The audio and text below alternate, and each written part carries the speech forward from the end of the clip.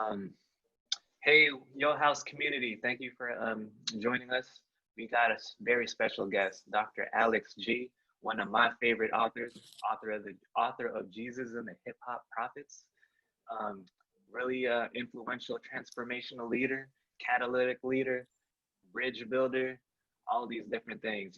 Founder of Nehemiah Center for Urban Development. University of Wisconsin alumni. I assume he is, and yeah, he's just gonna share us about his story, his journey, walk us through Wisconsin, and yeah, take it away, Dr. Alex G. Hey Christian, it's really good to be here, and I'm really honored to be able to talk about my story with you. I think that this is a great opportunity, and it's good to be in contact again. You and I both presented in January, the early part of this year, Yeah, we did. and found out that you had read one of my books. In fact, when you talked about that, I just sort of did a double take because I saw the picture up on the screen. I was like, dang, that picture looks really familiar. But I was thinking nobody out here in California would be, reading this thing that happened like, all these years ago. So man, I'm really Yeah, grateful. yeah. Don't know how it got there, how it got to my hands, but hey, you got it. Hey, one last thing, before you get started, just like as a guiding question, to the session, like, did you grow up with relatives that kept plastic on their furniture? That is a great Black Like Me question. Yes, I did. And when it was really hot in the summer, that stuff just stuck to you. You stood up and kind of went, and in the winter, if it ever got cut, it would cut you, man, like somebody in the alley. So yes, I grew up with that plastic on the furniture. For sure. Yeah. Shameless promo before we start. Listen to his podcast, Black Like Me. I love it. I love it. So Christian, I'm just going to walk you just through my life a little bit, just to give folks an overview.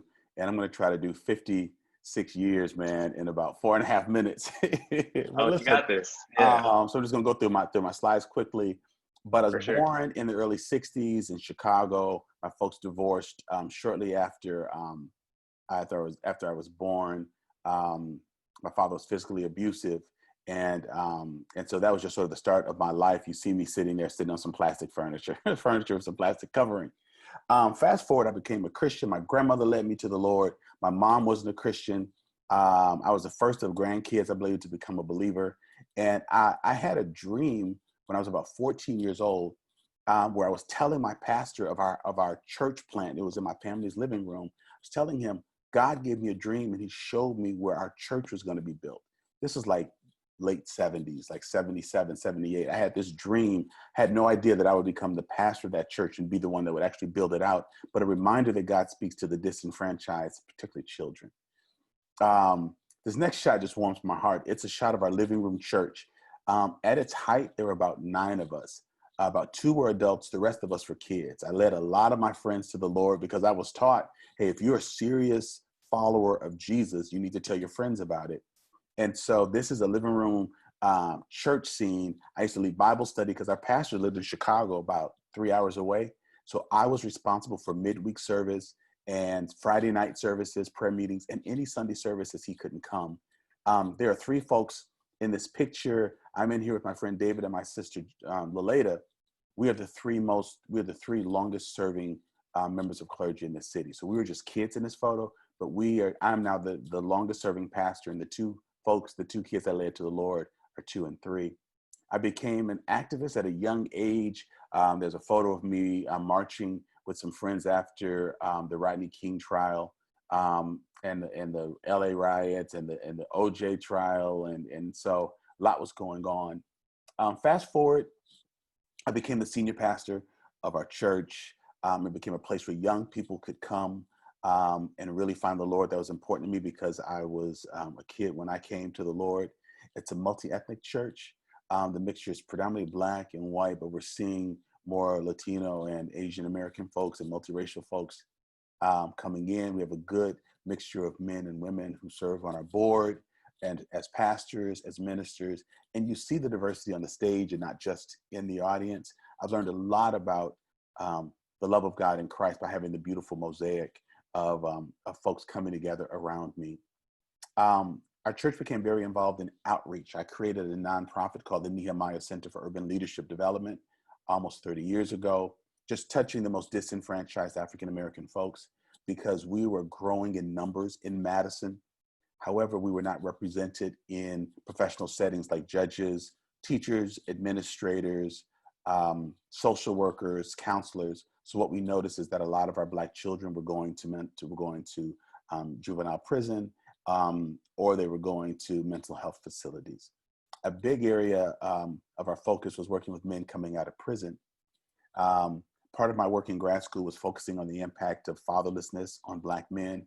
And so working with these guys, creating this movement and these weekly check-ins helped me to realize that almost to a T, these men were struggling with issues of fatherlessness, and it was sort of a precursor for the routes that they took.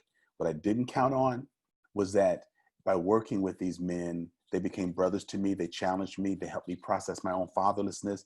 They helped me to reconcile with my father, but they also helped me to realize or to remember that my father spent a lot of time in prison, that when my father was not in my life, he was in prison. And these men gave me language and things that my father couldn't say to me to understand that population. I thought I was saving them, and these men actually helped to save me.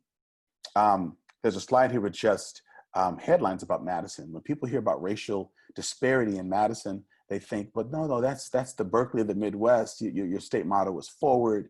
You all are the epitome of acceptance and openness, and we're not in all things, not things pertaining to race. And so you'll see some of the headlines here that the city of Madison declares racism as a public health crisis. This is true. It's proven medically. And just other things. It's just talking about the struggles that Wisconsin is having. Many African-American folks don't want to stay in Madison because racism also leads to issues of justice. So it's not just about people not liking you, but it's also the repercussions of those actions. I was pulled over by the police in my church parking lot. My white associate pastor, whose check I signed, was there waiting for me. We have a standing prayer meeting, and the police pulled me over 2 cars, started asking me questions. I'm the longest serving clergy member in the city. I don't care if it's what religion, I don't care if it's a mosque, if it's a temple, if it's a sanctuary, if it's a hall. I'm the senior religious leader, and they pulled me over and treated me like I was a drug dealer. My white associate pastor had to get out of his car and walk over to the police to make sure that nothing weird happened. They were looking for a red car, mine's white, mine's black, and they asked him to corroborate my story if I was who I said I was. These issues continue to grow. My daughter, who attended the University of Wisconsin, Madison, started experiencing issues of racism on campus, and that broke my heart. She's a first-year grad student. When she graduates next year, our family will have 13 degrees from the University of Wisconsin-Madison, 13 degrees, yet we experience some of the most reckless racism in the Big Ten. And so it caused these issues of race and justice to really mount up. I decided to write an article. It's called Justified Anger. I wanted to talk about my experience of being pulled over by the police twice, issues that were happening to my mother, to my wife, to my sister, to my daughter. I'd had enough. We incarcerate more Black men than any other state per capita. Our Black infant mortality rate rivals that of third world countries at war. An Annie E. Casey funded study shows that for Madison and the surrounding area, the gap between Blacks and whites in reading and math at 4th and 8th grades is the greatest disparity in the country. The wealth gap between Blacks and whites, home ownership is the greatest in the country. So here's this place. I came here because I feel God brought us here. My mom came here to go to college as a high school dropout in 1970, and we find that we're in the middle of this racial cesspool. So I took pen to paper. It erupted. It went viral. I started getting calls from news outlets from across the country asking to interview me. And it shook the city up because the headline said that G feels that Madison is unfair to African Americans. The things that I really stressed in the article was that in Madison, well-intentioned, maybe not well-intentioned folks, mainly white, would set the agenda for Black people and poor people and never have us at the table to say what we really needed. Jesus would often see people who were in need and ask, do you believe I can do this? Or what do you want me to do for you? There was a blind man that was saying, Jesus, son of David, have mercy. Jesus said, well, what do you want me to do for you? We're not asked what we want. People design it for us, and then they call us to the table to rubber stamp it. And if we don't rubber stamp it, we're called divisive, we're called angry, and we're called racist, reverse racist. So I called a town hall meeting on Valentine's weekend in Wisconsin. That's cold. That's why I say that. 600 people showed up at our church to hear my vision for racial healing. I then worked with my team to write a plan that's called the Our Madison Plan. It's a 62-page document that lays out what the Black community leaders have said they want for change. We interview people from tenured faculty to single moms to formerly incarcerated folks to high school children. It is the most comprehensive snapshot of the Black community by the Black community in Madison history. 1,000 people showed up at our expo center. 1,000, predominantly white, showed up to find out what is it going to take to heal this ill in our society, because everyone was taken aback that this could happen on Madison's watch. One of the few things I've done in response to all of that to build capacity is that I never wanted to be seen as a race baiter, one who only points out issues but never talks about solutions. And so I wanted to do something that changed the scenario. I wanted to use my background in transformational leadership development to bring it to our city. And so I created a leadership institute for African-American emerging leaders. Down the road, I want to do this for cross-cultural leaders, but for African-American leaders, about a dozen people per cohort. Their employers will nominate them and pay for them to study with me for 9 months. And we walk them through what it means to experience personal transformation.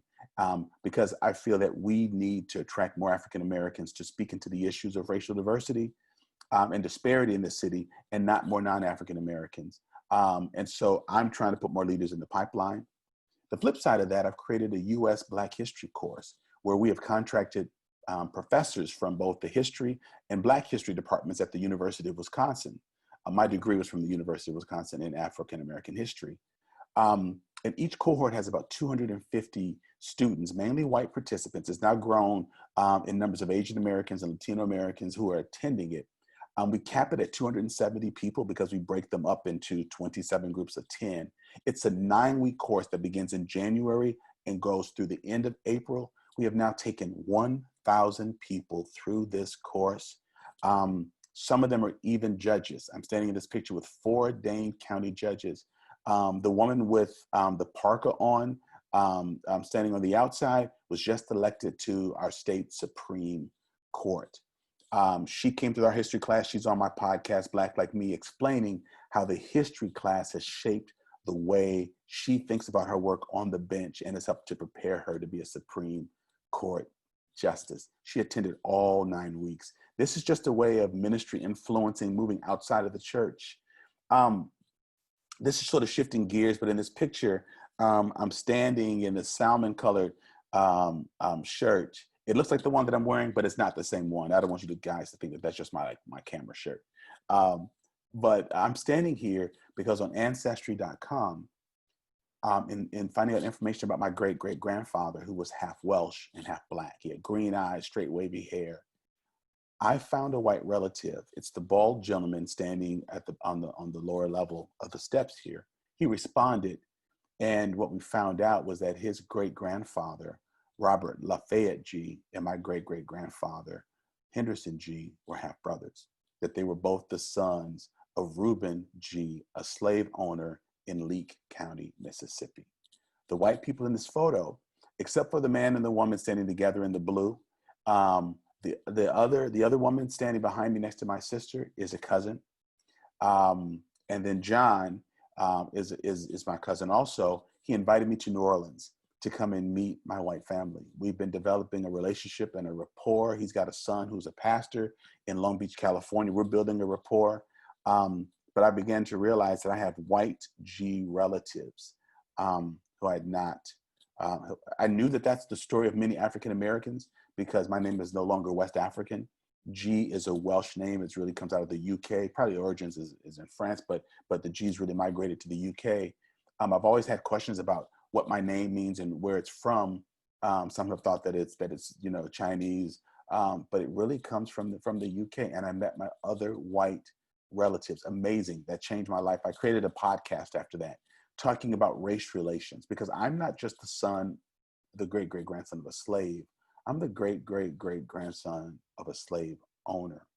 And so I created a podcast called Black Like Me that talks about what it feels like to navigate, to operate in Black excellence and navigate through America, understanding that in many times my Black excellence, because that's how I was trained, I had to be the first one there, the last one to leave. I was trained to commit to Black excellence, understanding that that is an affront to white supremacy and white power. And so I talk about the pressures of navigating that. After understanding my white roots and my Black roots in America, I was a part of a trip to West Ghana, where I went and took an AfricanAncestry.com test, found out that my family is from Guinea-Bissau, which was colonized by the Portuguese. This is one of the largest um, slave dungeon in West Africa. This is in Cape Coast. You see the cannons because the British were protected against the Spaniards, and they would protect against, other groups that were coming in, the Portuguese who'd want to protect their rights, my people. But what really broke my heart as I stood in the dungeons underneath this facility where men and women and children were trapped, I saw the facilities where Black women were raped at will by slave masters who were Christian. And there's also a church on top of this dungeon.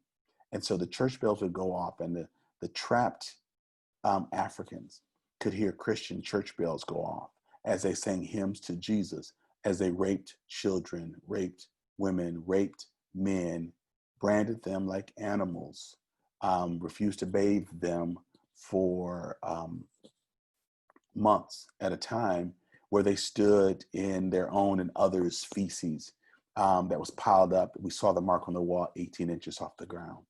And still these folks got on boats and came to America and survived, and still held onto a faith in Jesus Christ, and still believed that we could be a part of unity.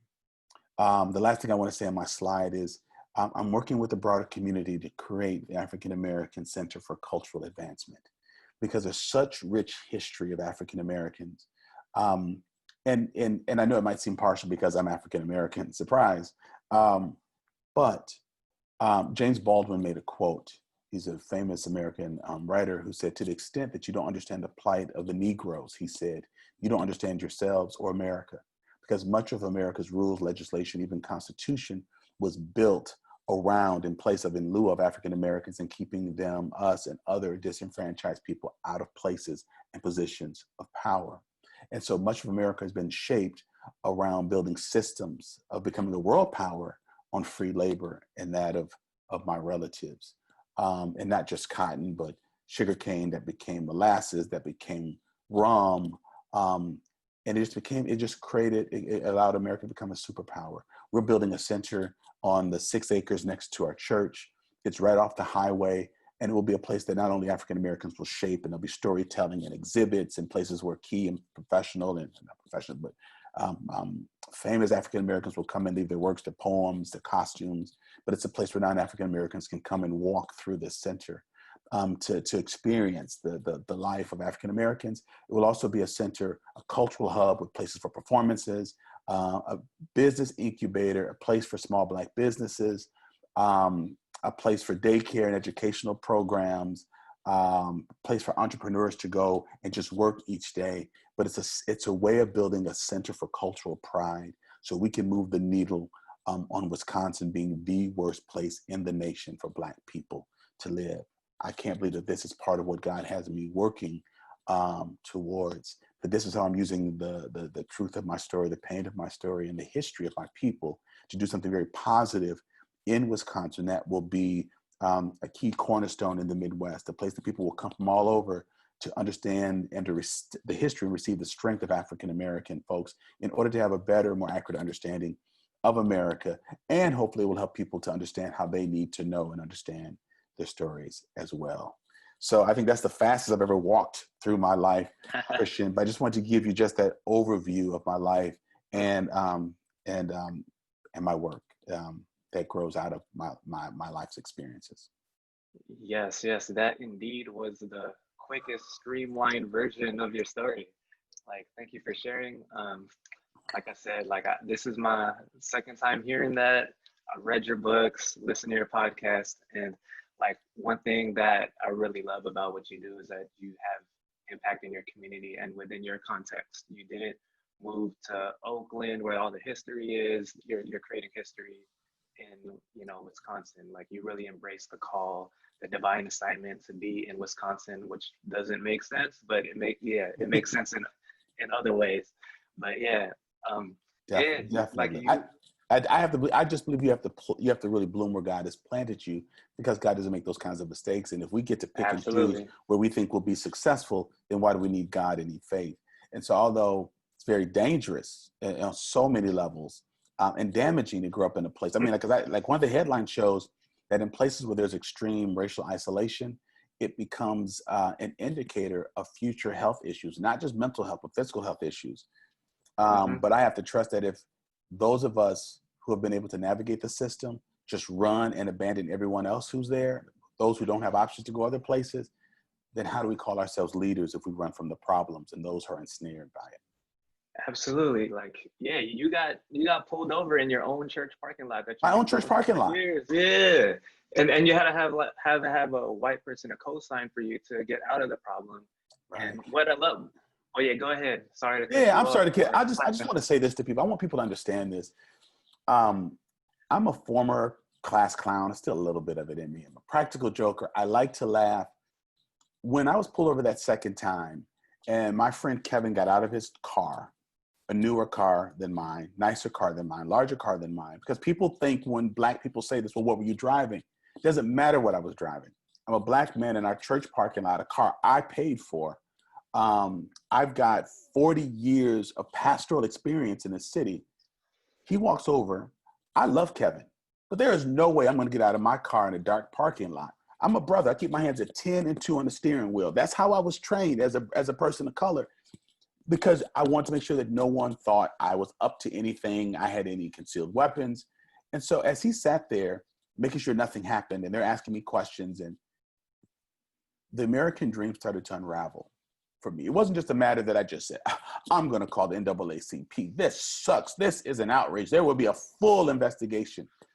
As I sat there, my dream just started to unravel, because I thought, I delivered newspapers across the street. I was a Cub Scout. Um, I'm a homegrown leader here. I'm on homecoming court. I was the captain of my track team. I was, all these decisions that I made. I'd never been, arrested. I didn't have any kids out of wedlock, any of this stuff. And then being treated like this criminal. And that moment I realized I can't be anything that I want to be in America. I no longer believe that. And I have believed that my whole life, even since my first grade teacher told me I was going to be the first Black president in 1969. I was going to be the first Black president of the United States. But in that moment, everything that I had believed about my place in my space, not my worth, just my acceptance by people who didn't look like me, dissipated in a moment during that questioning, searching period with those police officers. Sure, for sure. Dang, like even within injustice and hearing that story, I've always heard your tone and how you speak. It's yeah, it's justified anger, but it's never malicious. It's never, No. you know, yeah, you're like a part of the solution, and you create solutions, whether it's systemically or educate people through like your podcast, create awareness. You don't complain. You just lean into the issue, and like you invest I in do community, complain right? sometimes, but I still lean into I Justified complaining. justify. But you know what, Christian, what you got to understand too is, when I was the nice middle class Black guy, the poster boy for success, I was proof that racism had no residual effects, that Jim Crow had no residual effects, that separate but equal had no residual effects. And I started speaking out on systemic oppression. I, I, people refer to me as angry and divisive, and angry in a very marginalizing way, like I'm Uh-huh. dangerous. Um, but because of things that happened to me, things that I had, um, experienced. And so even when you do want to be a peacekeeper, and my anger moved me out of my sleep to wanting to be a part of action and justice, I then became a threat because I was vocal, because they've been pointing to me saying, see, proof, Black people can make it, and they can, but I'm not gonna let my success, being an author, having a doctorate, silence me and mute me so that I can't say that racism does exist. You can't pay me off. You don't have enough money in this system to tell me to go sit my Black butt down somewhere and stop railing against the system. I'm gonna do it as long as more Black people are dying than anybody else on a percentage basis because of COVID-19. I'm gonna keep saying it when our babies are dying at an alarming rate because of stress. And this is not just low income moms. That's what people want to paint. I can name you a half dozen women in our church, middle class Black women with degrees from the University of Wisconsin, who have lost babies. There's something so toxic about the atmosphere that's here that we're not talking about. I'll pause a minute. I'm getting on my soapbox, Christians. I gotta Yeah, yeah. breathe. All good, all good. But to like continue that conversation about COVID-19, the pandemic going on. What are your thoughts on like what's happening to the incarcerated, the overflow of prisons? Like what we see on the media is like, oh, we're releasing like the light offenders and we're making space. But for those that are still in there, there's no social distancing. There's there's a lot of cases that are confirmed in there. As people that are just in their homes and like just what do we do about it? Do we just like get mad? Do we like retweet, write a blog? Like I feel like there's injustices happening. Well, like, how do we respond? All the above, all the things you said. Call your state officials, your local officials, your lawmakers, your sheriff. There are people. I mean, a large part of our work is reentry, and so I personally know men. There are men in jail right now who grew up in my church. Their mothers have called me last week. Their son is in there for a hold. And he's been there for 3 weeks and caught COVID-19. The doctors looked at him and said, "You're young, you'll be fine." He has asthma. We know that that's a bad sign for when you have COVID-19. 3 weeks, he still does not have his inhaler. 3 weeks, he does not have his inhaler.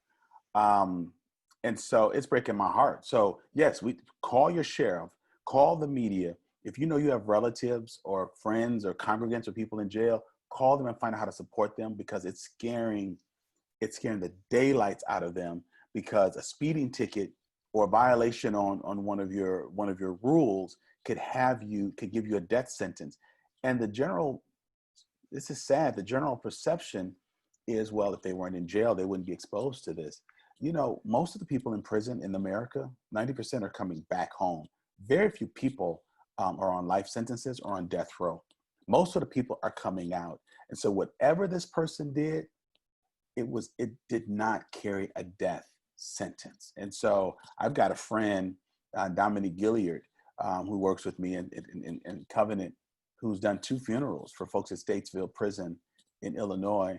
And just the stress that comes from navigating this world or Wisconsin as a person of color adds to stress. And so I don't even know, Christian, if I want to say fortunate, because this probably caused me a little depression, but I was invited to sit in on a Zoom call with doctors and state leaders to decide the rules for ventilator allotment. And when I got into the call, they were saying, well, if there are pre-existing issues, and they were talking about hypertension, diabetes, things that already are more prevalent in people of color, and particularly African Americans. And a lot of it is due to stress. I mean, departments of public health are finding this. So now the stress of living in a place like Wisconsin is causing people to catch degenerative diseases like diabetes and hypertension. That now can rule them out from getting a ventilator when they go in, if they should catch COVID-19. But they're not saying Black and brown people. They're just saying folks with these pre-existing issues. And so I was in that meeting in front of a computer like this, explaining you can't punish people for already living a punished life. This is injustice. And you cannot take people who are stressed. I mean, I have insurance. I have a good doctor now, but I struggle. I struggle with hypertension. I have since I was 30. But it's part of being responsible for the community, responsible for my church, responsible for my family.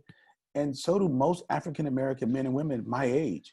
If you just start ruling us out, if we catch COVID-19, that's going to wipe out the few Black people we have in Wisconsin. So the daily barrage of just having to keep fighting, not just for food or education or access, but now life, a freaking ventilator. Man, it should not be this hard to be Black in Wisconsin, Black in America. Sheesh. Absolutely. And people of color, Black and brown, usually generally have the blue collar jobs that are out in the public that are more crowded rather than, being Exactly. remote and being in safe spaces and all that. The last Right. question, as we get out of here, out of this call, we'll still be in this Zoom room. The whole Yo House community is a global community. There's, from different countries, states, cities.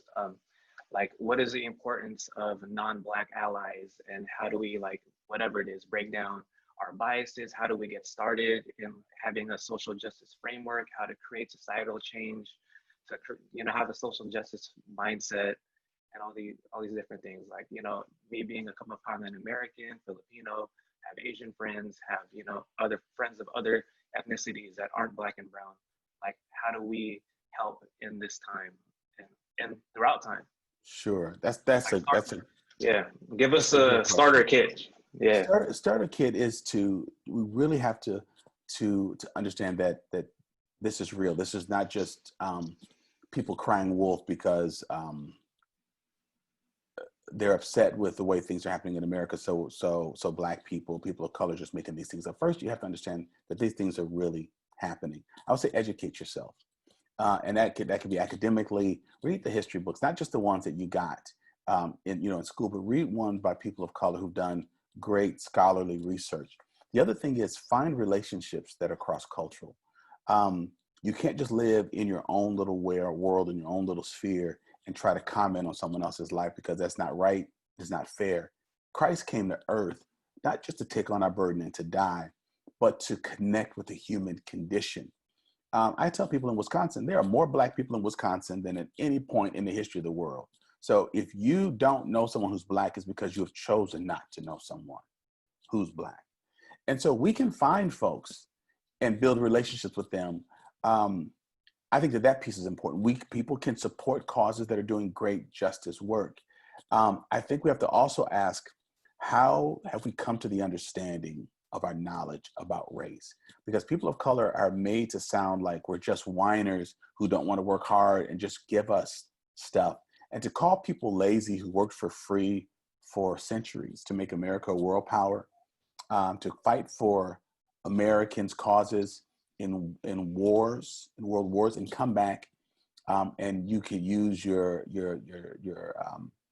grants from being a vet to go to school, but not to buy property, to not buy homes, to be redlined, to not be able to build wealth in America.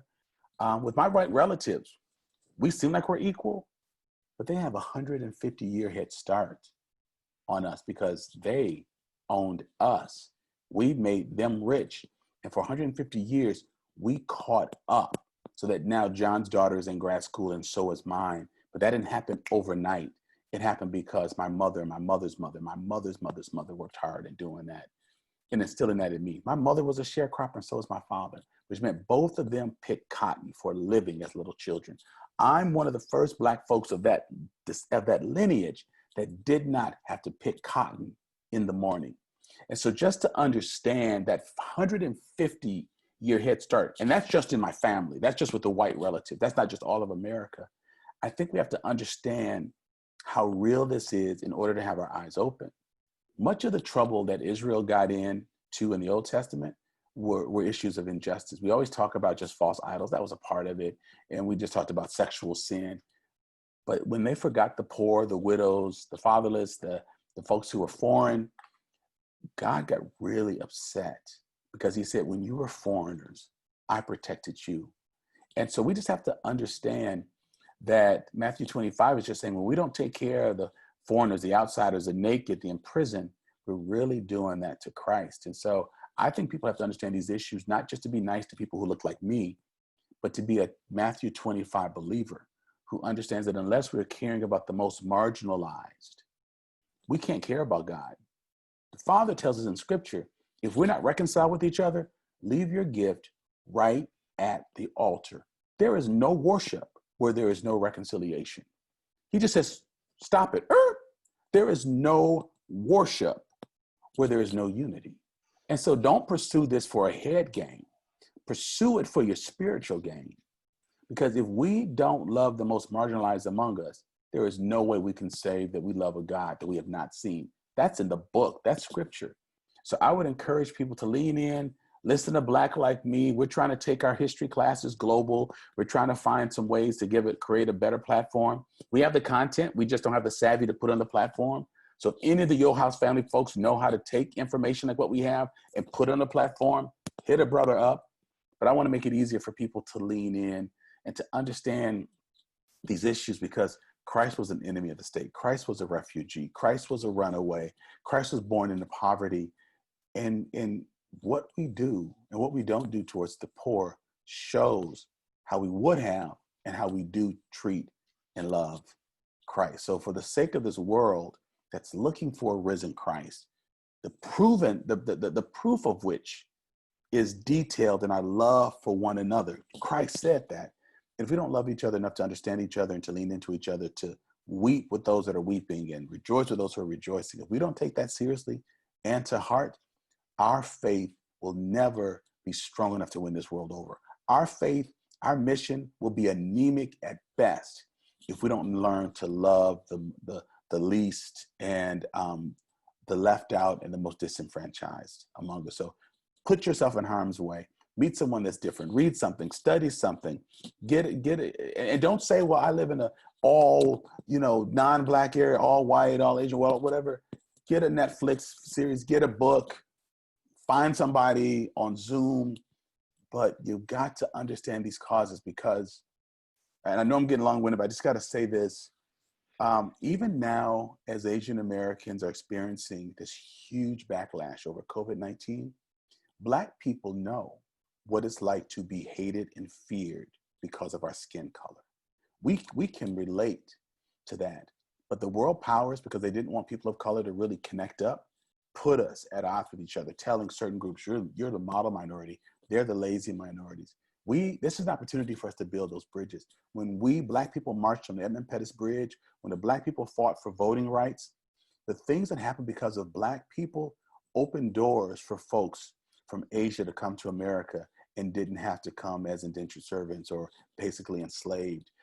White women, more than any other oppressed group, received benefits from the civil rights movement.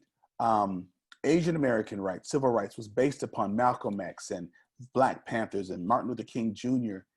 We worked to make America fair and accessible for everyone.